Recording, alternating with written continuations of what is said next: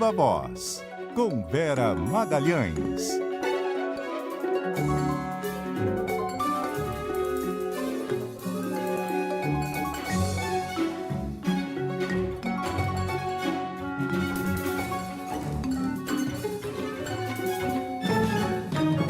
Vera Magalhães, muito boa noite. Nesta quinta, quase sexta, tudo bem? Oi, boa noite, Débora. Boa noite, Carol. Todo mundo que nos ouve e nos assiste. Hoje, diretamente aqui dos estúdios domésticos. Oi, Vera. Muito bem, um dos temas que nós vamos tratar hoje envolve a ex-primeira-dama do Peru, Nadine Heredia. Ela está em São Paulo, juntamente com um filho adolescente de 14 anos. Chegou ontem à noite de Brasília. Nadine chegou aqui ao Brasil nesta quarta-feira, depois de receber um salvo-conduto do governo peruano. Isso porque, na terça-feira, a ex-primeira-dama havia se abrigado na Embaixada do Brasil, em Lima, no Peru, pediu asilo político depois de ser condenada pela justiça peruana, juntamente com o marido, o ex-presidente Ollanta Humala, por receber 3 milhões de dólares da empreiteira Odebrecht, que é a atual Novo Honor, para financiar a campanha eleitoral que levou o Humala à presidência em 2011. Esses detalhes foram revelados em 2016, durante as investigações da Operação Lava Jato no Brasil. O Humala foi preso logo depois que a sentença foi proferida. Ainda sobre Nadine, segundo o Ministério das Relações Exteriores, o Brasil concedeu asilo diplomático a ela e ao filho e vai agora analisar se concede o status de refugiados aos dois. O Ministério da Justiça informou que a Polícia Federal concedeu à ex-primeira-dama e ao filho dela registros provisórios, válidos até uma decisão final sobre o pedido de refúgio. Só que essa medida causou muitas críticas externas e internas ao governo brasileiro, né, Vera? Exatamente, Débora. E para conversar um pouquinho com a gente sobre isso e falar a respeito dessa repercussão, das justificativas jurídicas e de direito internacional que existem ou não para a concessão desse asilo político, a gente recebe hoje no Viva Voz, já está com a gente na linha, o advogado criminalista Marco Aurélio Carvalho, ele que também é um dos coordenadores do grupo de juristas Prerrogativas e que é um dos que atuam na defesa da ex-primeira-dama do Peru. Boa noite, doutor Marco Aurélio, obrigada por ter aceitado o nosso convite para conversar com a gente sobre o caso. Boa noite, Vera, Débora e Carol. Um prazer e uma alegria enorme estar aqui entre vocês. Estou à disposição. Boa noite. Boa noite. Doutor Marco Aurélio, o senhor tem falado muito a respeito da analogia que existe entre a condenação do casal, agora ex-casal Humala, e o que foi a Lava Jato aqui no Brasil, que, portanto, essa condenação teria decorrido de provas obtidas de maneira ilegal. Mas a justiça peruana, diferentemente da brasileira, não reviu essas provas e não reviu essas condenações. O senhor não acha que, nesse caso, o asilo concedido pelo governo brasileiro, de alguma maneira, fere a soberania da justiça peruana e seria, portanto, uma decisão similar a que uma embaixada ou um governo concedesse, por exemplo, asilo a Jair Bolsonaro, ele estando condenado no Brasil?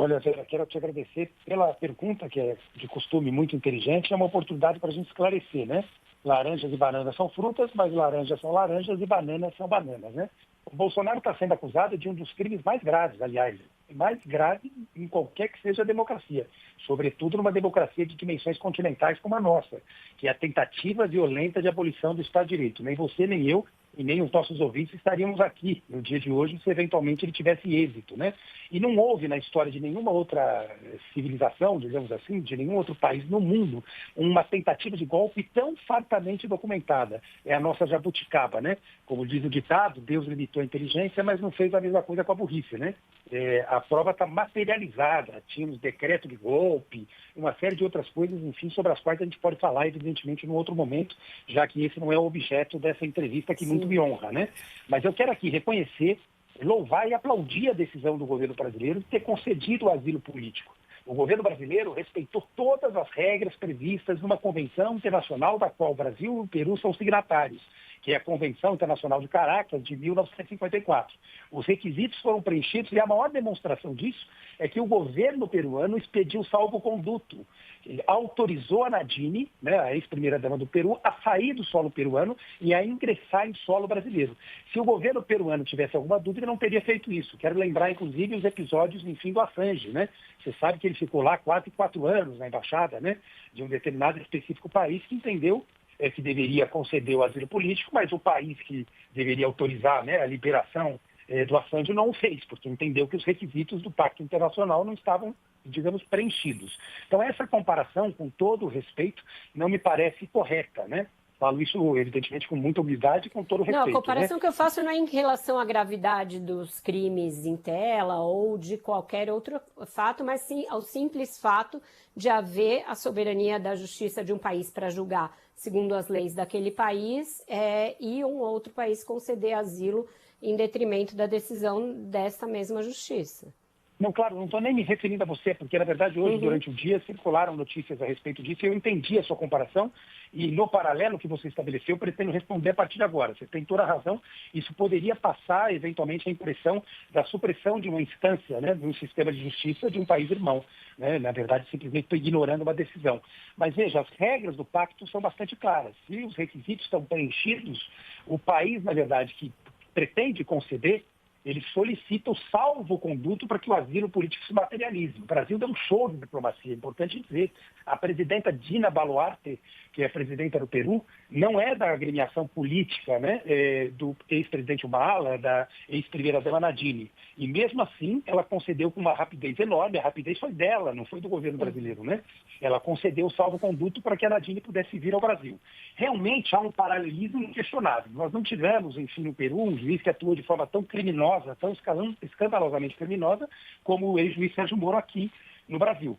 Nós tivemos um processo diferente. Mas no Peru, todas as provas da inocência da Nadine foram simplesmente ignoradas, né? Isso é importante dizer para você. Então há uma perseguição política clara. A Fiscalia Peruana, que é o equivalente ao Ministério Público do Peru, por exemplo, ignorou, Vera, e vocês noticiaram, uma declaração do Palocci, que é delator aqui no Brasil, e que, portanto, tem, pela legislação, a obrigação de falar a verdade, uma declaração que foi traduzida, juramentada, enfim, né, e foi enviada à justiça peruana, de que nunca, em nenhum momento, ele teria pedido para o Odebrecht qualquer tipo de benefício eleitoral para o Partido Nacionalista. Essa declaração, por exemplo, foi juntada aos autos e foi ignorada. A condenação da Nadine leva em consideração apenas e tão somente a palavra de um único delator, que é um executivo da Odebrecht, uma pessoa chamada Barata, que inclusive está sendo questionada no próprio Peru. Então o Ministério Público de lá diz o seguinte: parte do que o Barata falou, me interessa, eu vou dizer que eu acredito e eu vou considerar que é correto. Outra parte eu vou dizer que é mentira. Quando ele, Barata, disse não teve benefício econômico, né, para eles, pessoalmente, ou para o partido político, não foi corrupção, porque ela não foi condenada por corrupção, não teve contrapartida, aí o Ministério Público peruano falou, peraí, essa parte eu não vou considerar. Desculpe interrompê-lo, é só para a gente conseguir esclarecer pontos importantes aqui. Com relação, o asilo já havia sido concedido, então por que foi solicitado o refúgio quando ela chegou ao Brasil? Qual a diferença dos instrumentos jurídicos? Porque no caso do refúgio, ele caberia no caso de uma perseguição coletiva, que não é o caso. Isso, são institutos, na verdade, correlatos, né? Mas, evidentemente, tem diferenças. Importantíssima a sua pergunta, né? O refúgio geralmente é concedido ao imigrante que se localiza em território nacional, que é o caso, ela veio para cá, fora do seu país de origem, portanto, fora do Peru, por fundado temor de perseguição por motivos de raça, religião, aí vem nacionalidade, grupo social ou questões políticas, salvo o melhor juízo, tá? Acho que é esse o texto e, evidentemente, que eu não tenho ele todo de cor, tá? Então, veja, há configuração clara para esse pedido de refúgio. Então, você entra no país e depois você muda a natureza jurídica da sua condição. Hoje ela é asilada política, mas ela ingressou também com um pedido de refúgio exatamente porque ela sustenta que houve uma perseguição política. E isso vai ser, evidentemente, debatido, né? Não há a menor dúvida. São institutos, digamos, correlatos, mas diferentes, né? Então, foi muito importante a sua pergunta, né? Esses direitos globais são definidos numa regulação de um organismo internacional, que é a Acnur, que é o Alto Comissariado das Nações Unidas para os Refugiados, tá? E no Brasil a matéria é regulada por uma lei, 9.474, se é o primeiro juízo, tá? enfim, né, com alterações em julho de 97, que criou aquele Comitê Sim. Nacional de Refugiados. Esse CONARE. pedido pode ser, inclusive, negado se o CONARE, que é o órgão ligado ao Ministério da Justiça, entender que ela não atende esses requisitos. Perfeito, tem toda a razão. Portanto, agora nós vamos ter, na verdade, o trâmite de um processo com determinados específicos requisitos. Então, a questão vai ser discutida com mais profundidade. Vamos imaginar que seja negado. O Estado do Peru poderia pedir extradição. Então, na verdade, essa decisão que foi tomada agora foi só para, na verdade, impedir a violação de um direito e para resguardar a integridade de um cidadão que está alegando perseguição política. Pode ser que isso mude, né? Nós não sabemos o que a justiça brasileira vai vai resolver, aliás, né? E o que o CONARE vai fazer, que é um órgão, como você disse muito bem, ligado ao Ministério da Justiça, né? Então, Doutor, esse julgamento no Peru durou 3 anos e é uma investigação que envolve, inclusive, outros ex-presidentes peruanos. Não houve, durante esses 3 anos, possibilidade de ampla defesa? Não, na verdade, inclusive, é importante dizer que a sentença lá, ela é uma sentença de primeira instância, portanto, ainda tem, digamos, plausibilidade na pretensão recursal. Né? Portanto, nós estamos no início desse processo. É como se a gente estivesse lá na época da 13ª vara, a vara do ex-juiz Sérgio Moro, né? Então, ainda tem possibilidade de você recorrer aos tribunais regionais federais e à Suprema Corte Peruana. Está bem no início. Agora, importante ser dizer, porque o Peru tem uma situação muito singular. Nós tivemos 4 presidentes envolvidos. O primeiro deles, o Alan Garcia, que se matou antes de ser preso, no momento da execução da prisão, né, da ordem de prisão. Nós temos o PPK, que é o Pedro Paulo Kuczynski, e temos o Alejandro Toledo, respondendo por corrupção, diferente do Mala e diferente da Nadine. O Mala e a Nadine, segundo o que diz o Ministério Público peruano, teriam recebido recursos eleitorais na época, Vera, Débora, Carol e todo mundo que está me ouvindo, é importante vocês saberem. Isso não era nada além de um ilícito administrativo. Isso é em 2010. Aí, em 2019, o Peru muda a legislação e fere um princípio universal do direito penal, que é o princípio da não retroatividade em balam partem. A lei não pode retroagir para prejudicar o réu. E aí transforma essas verbas eleitorais, o Casta 2, em crime. Olha que loucura, tá? E aí coloca uma lavagem de dinheiro para dar uma pena de prisão. Eles não estão sendo acusados de corrupção. Isso é importante dizer. Parte da imprensa brasileira, eu agradeço muito a sua pergunta, né? Mas parte da imprensa brasileira está veiculando que eles foram condenados por corrupção. Não é verdade. O próprio Peru, nos jornais locais e os televisivos todos, tem dito exatamente o oposto, né?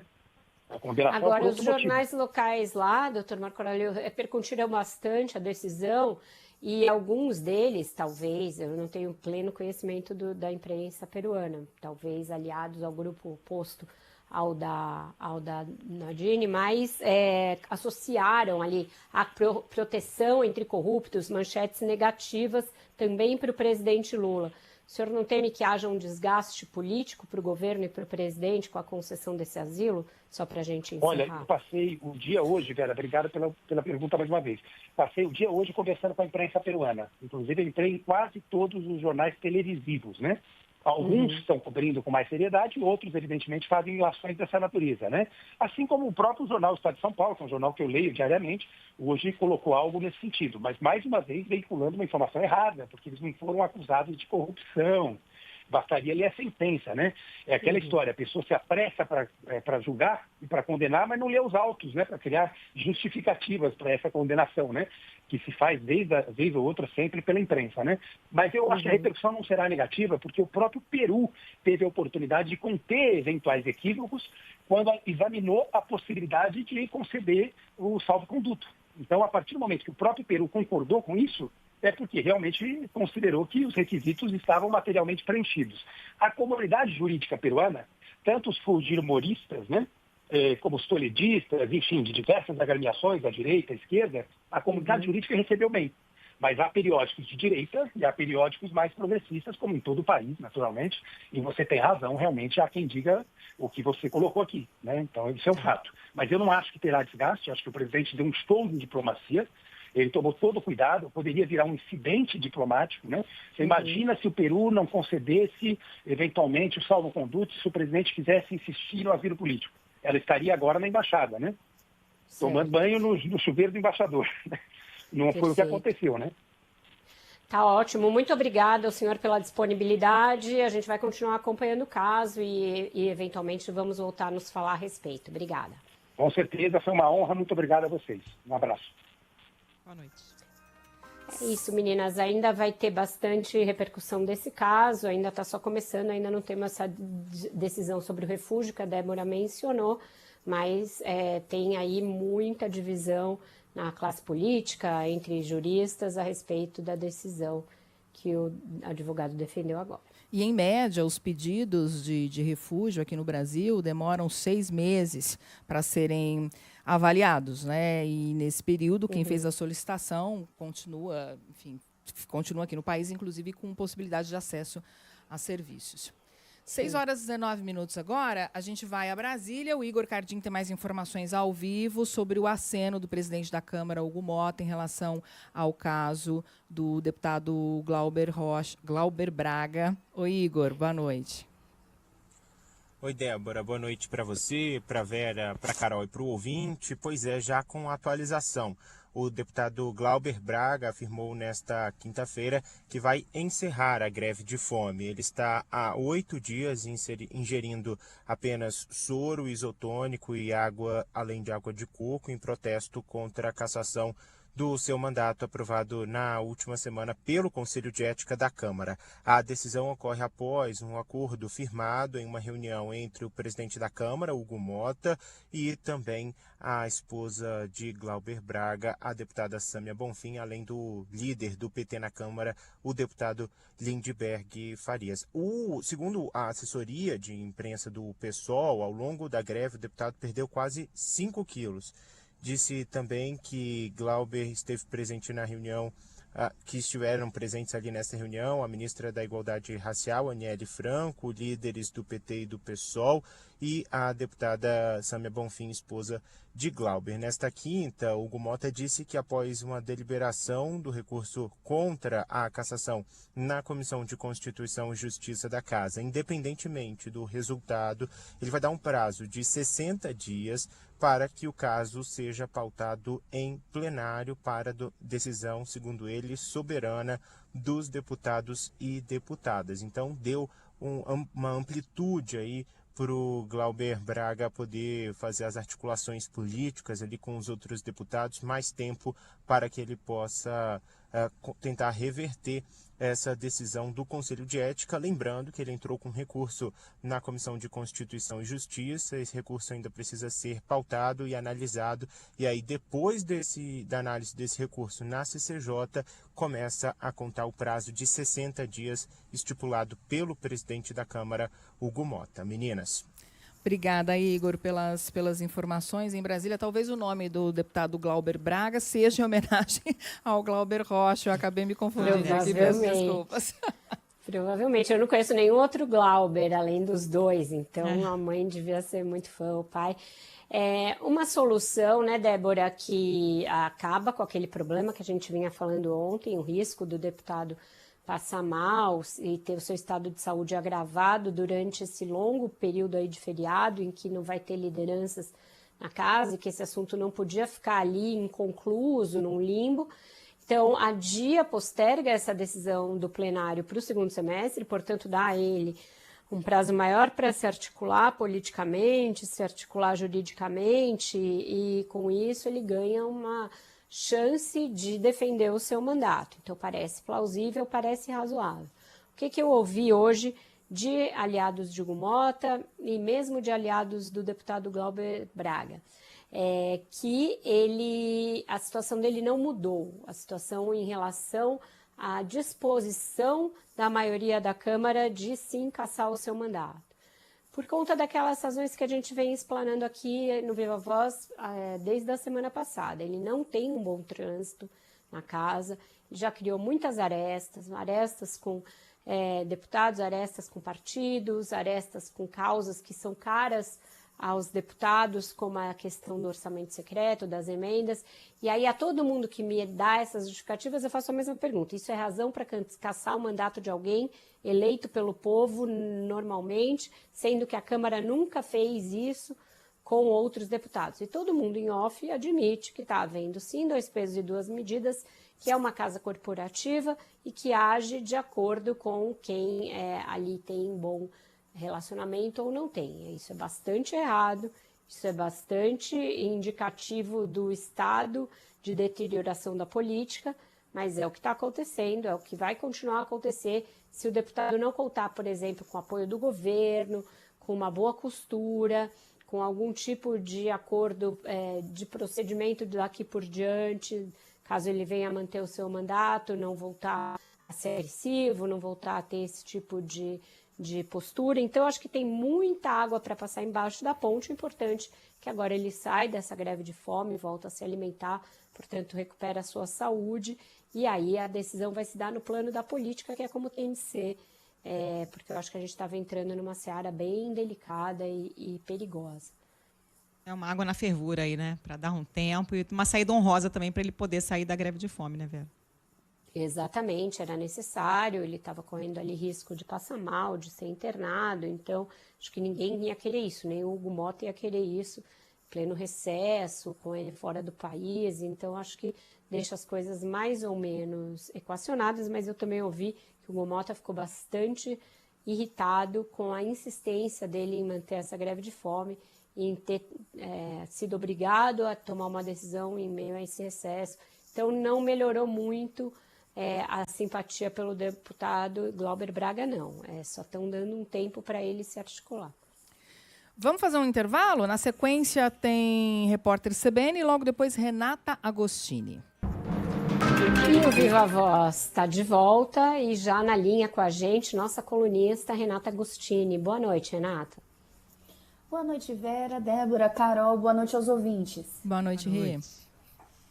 Renata, a gente viu agora que lá de onde ele está passando o feriado com a família, o Hugo Motta anunciou um acordo para encerrar a greve de fome do deputado Glauber Braga. Também já tinha feito uma interrupção no seu recesso para dizer que submeteria ao Colégio de Líderes a decisão sobre o projeto da anistia. Com isso, ele vai se notabilizando como um negociador ou como alguém que sabe bem empurrar os problemas com a barriga para não se desgastar? Negociador ou procrastinador? Fã ou hater é a pergunta, né? O presidente da Câmara, Hugo Motta, agora tem o quê, né? 2 meses? 2 meses e pouquinho no cargo.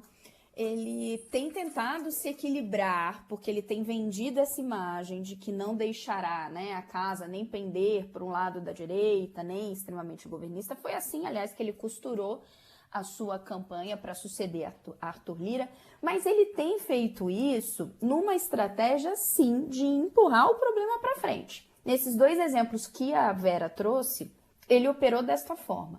No caso do PL da anistia, que virou um problemaço para a presidência dele, porque ele não estava querendo mexer nessa história nesse momento, mas a oposição foi ali insistindo e esticando a corda, ele resolveu nessa semana que, como Vera bem notou, ele está fora, usar essa pausa para tentar achar uma solução. Então ele chega e fala, olha, eu não vou decidir, tudo bem, a oposição conseguiu aí o número de assinaturas para protocolar a urgência, o que implicaria num trâmite acelerado para a deliberação e para a votação, né, desse projeto, apreciação desse projeto, mas eu não vou tomar nenhuma decisão de pautar antes de consultar os líderes, que são os representantes de cada bancada, de cada partido, né, o que a gente chama de reunião do colégio de líderes.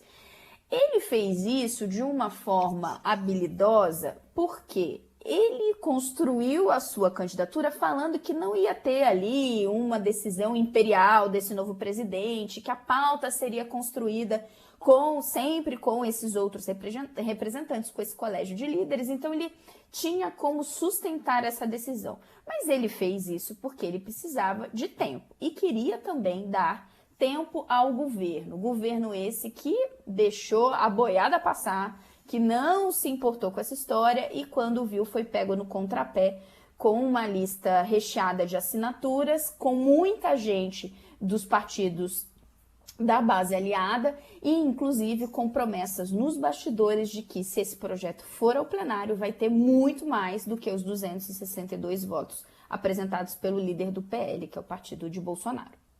Agora, teoricamente, empurrar com a barriga é uma atitude para ter mais tempo para negociação, né? Mas isso também não pode passar uma mensagem contrária, até porque são assuntos bastante espinhosos, né? Num Congresso que tem ali muita gente com o pé em cada canoa. A gente vê, por exemplo, essa questão da assinatura do pedido de urgência do PL da anistia, sendo que mais da metade das assinaturas veio de parlamentares de partidos da base.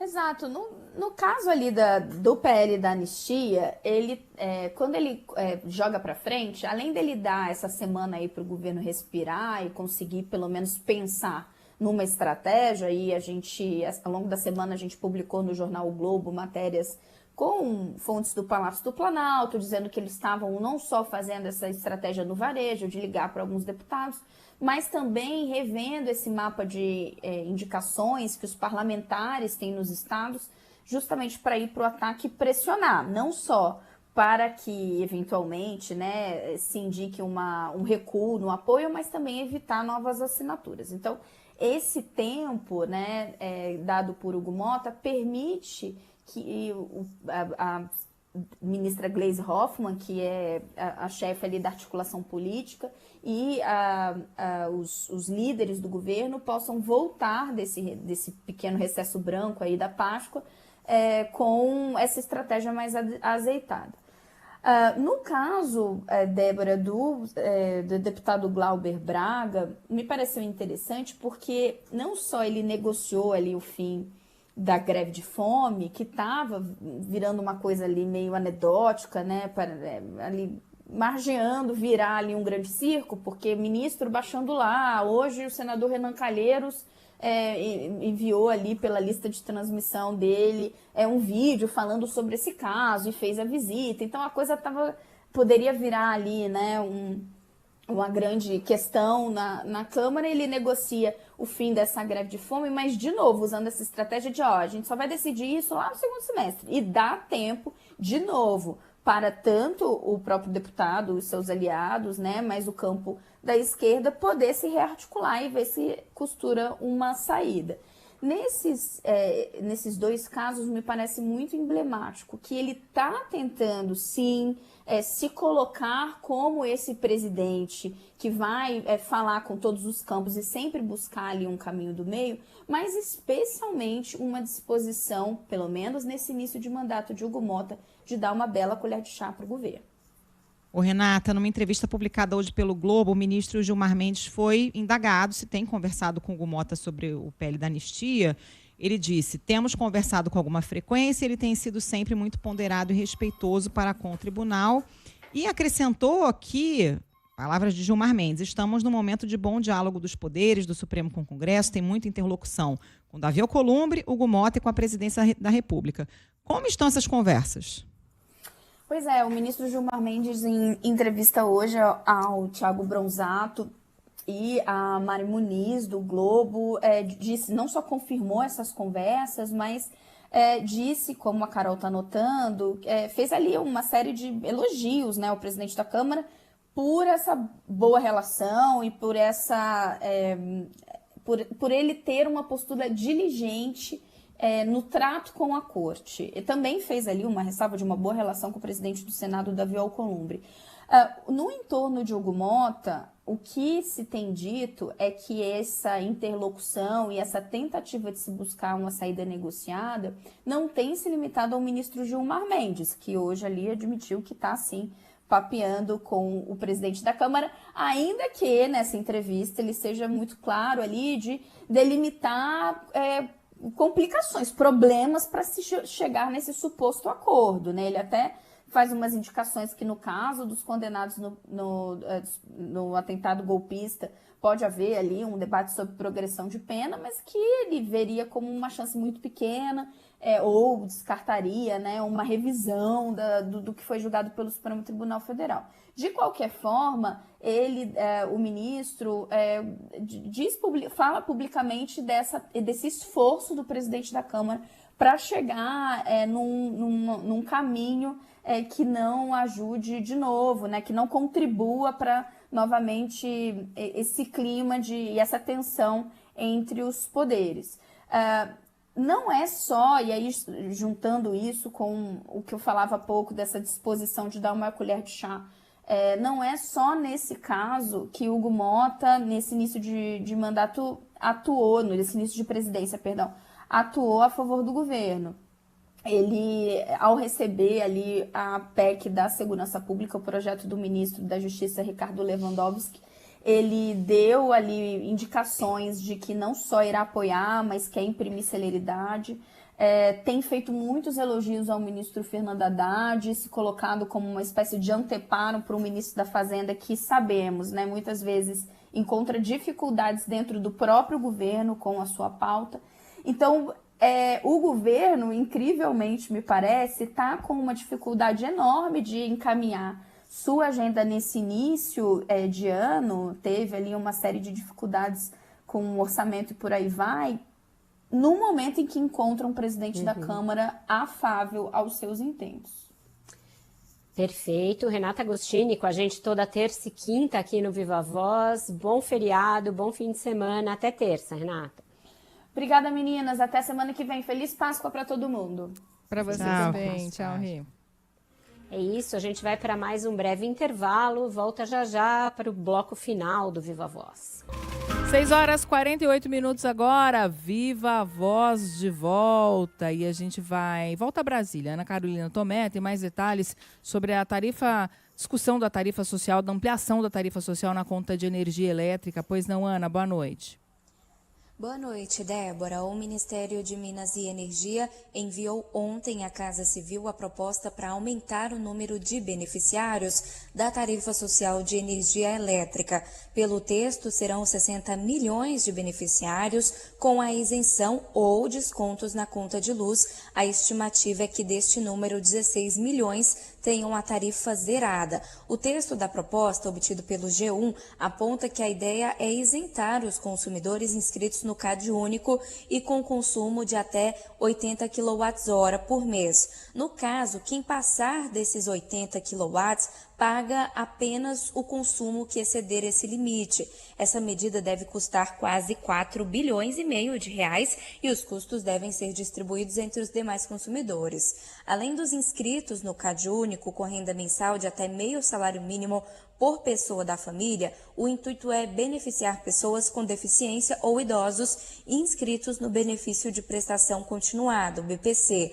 Famílias indígenas ou quilombolas do CadÚnico e também famílias do CadÚnico atendidas em sistemas isolados que não têm conexão com o sistema interligado nacional. Atualmente, a tarifa social abate no máximo 65% da conta de energia das famílias de baixa renda, no caso dos indígenas e quilombolas, 100%. Com a ampliação do benefício, o governo fala em justiça tarifária. O texto enviado à Casa Civil ainda pode ser ajustado e depois, então, será enviado ao Congresso Nacional. Volto com você. Obrigada pelas informações, Ana Carolina Tomé, em Brasília. Pois é, Vera, apesar do ruído, do atrito com o ministro Fernando Haddad, o ministro Alexandre Silveira abraçou o projeto, levou adiante. É claro que é importante a ampliação de programas sociais, população de baixa renda, mas fato é que alguém tem que pagar essa conta, né? Exato, a gente já está vendo aí que o orçamento anda, né, bastante estrangulado, vai estar mais estrangulado ainda nos próximos anos, então essa reiteração de que isso não vai sair do Tesouro, de que não é recurso do governo, que não é nem subsídio, nem nenhum tipo de concessão com o chapéu do governo, e sim com o nosso, é importante para não haver mais uma sinalização de descontrole das contas públicas. Em relação ao repasse que vai haver para quem paga outras tarifas, outras faixas tarifárias, isso pode ser aquilo que a gente falou aqui com a Renata Agostini na terça, né?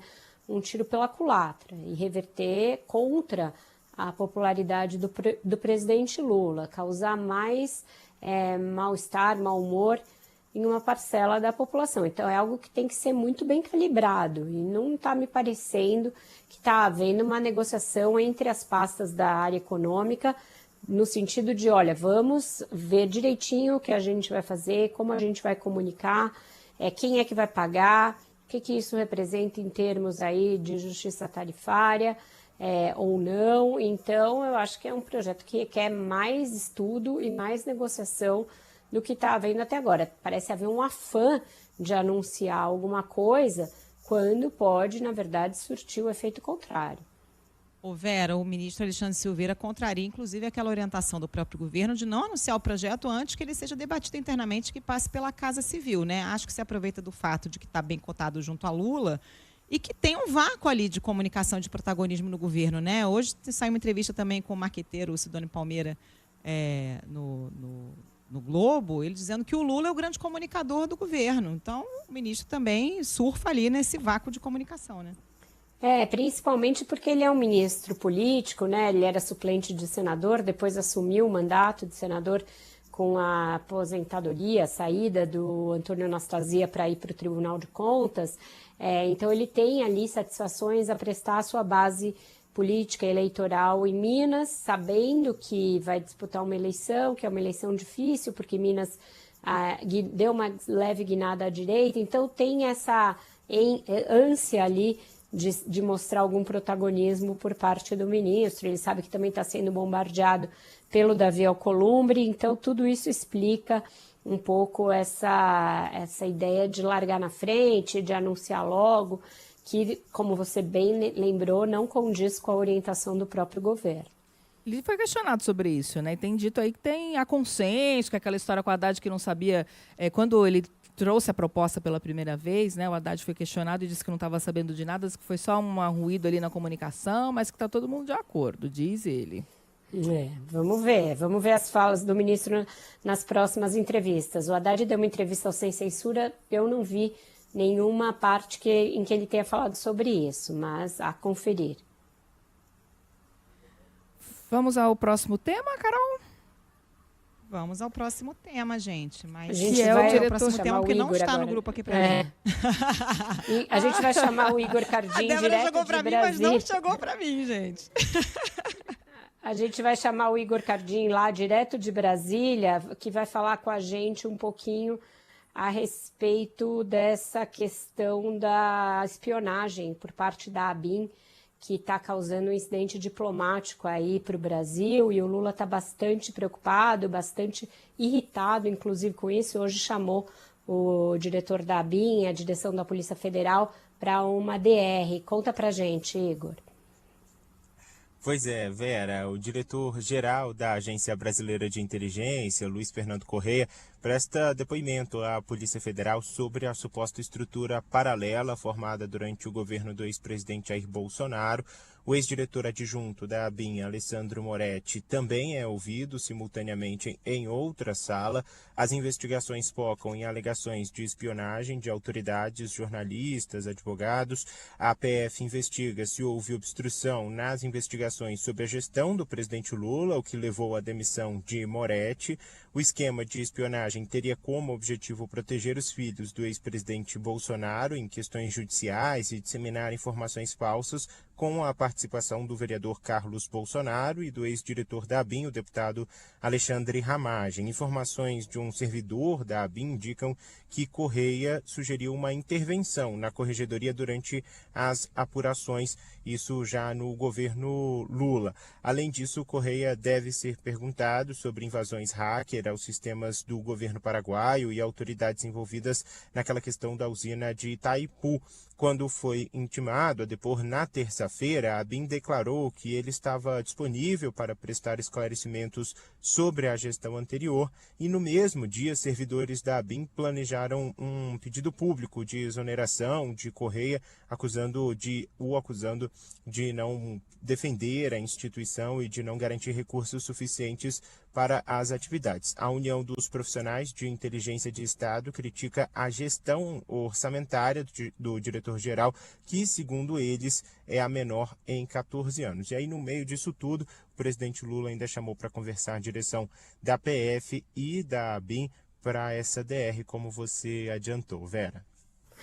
Obrigada, Igor. É uma história bem nebulosa essa, e esse é aquele tipo de caso em que, quando o governo Lula incorre em problemas, ele repete coisas que ele criticava no governo Bolsonaro, né? E esses são os piores dos erros, porque é aquela coisa de faço o que eu digo, não faço o que eu faço. A gente sabe que a ABIN foi objeto, alvo de muitas denúncias e muitos desvios de atuação, denúncias de espionagem a adversários, a rivais no governo Bolsonaro, está inclusive em vários inquéritos, num inquérito específico sobre a BIM, também no inquérito que agora levou a denúncia por atos antidemocráticos, por tentativa de golpe de Estado.